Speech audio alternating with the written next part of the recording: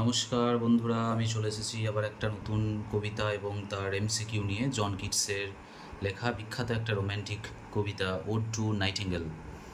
ইংরেজি সাহিত্যের ইতিহাসে তথা ইংরেজি সাহিত্যে এক অনবদ্য সৃষ্টি এবং রচনা জন কিটসের লেখা।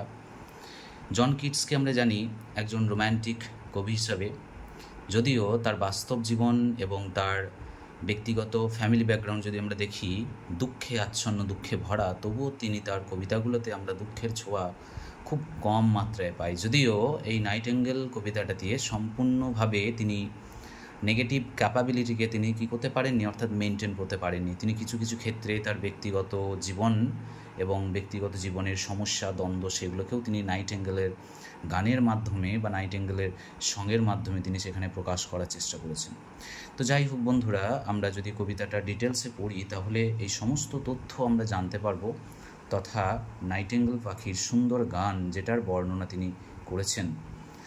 এখানে কবিতাটা আমরা দেখতে পাচ্ছি, এই কবিতাটার সাথে সাথে আমরা এমসিকিউটাকে নিয়ে এগিয়ে যাব। কিছু এমসিকিউ আমি তুলে ধরছি এখানে। এই এমসিকিউগুলো আমি অলরেডি আনসারগুলো মার্ক করে রেখেছি। আশা করছি তোমাদের খুবই সুবিধা হবে, এই এমসিকিউগুলো দেখলে অনেকটাই কাজে দেবে। বর্তমানে এসএলএসটির জন্য এবং মাদ্রাসা সার্ভিস কমিশন, তাছাড়া অন্যান্য কলেজ সার্ভিস কমিশন বা বিভিন্ন ধরনের নেট সেটের ক্ষেত্রে কিন্তু এই কবিতার এমসিকিউগুলো খুবই কাজে দেবে। আমি টোটাল 40 থেকে 42-43টা কোয়েশ্চেন আমি এখানে ফোকাস করছি। আশা করছি তোমাদের সকলের কাজে লাগবে। এমসিকিউগুলো আমি দেখানোর চেষ্টা করছি with answers. If you like this channel or my questions, arrangement of questions, please subscribe my channel, share this channel and stay with us. কোনো রকমের আনসার নিয়ে প্রবলেম হলে, ডাউট থাকলে তোমরা কমেন্ট সেকশনে কমেন্ট করতে পারো।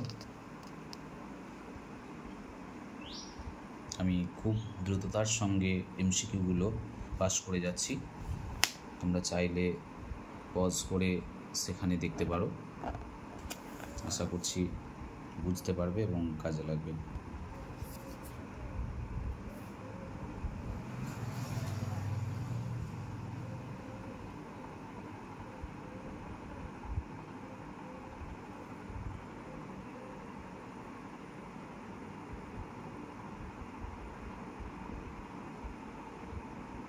Total 43 questions are there in this video, so please watch to the end of the video and stay with us.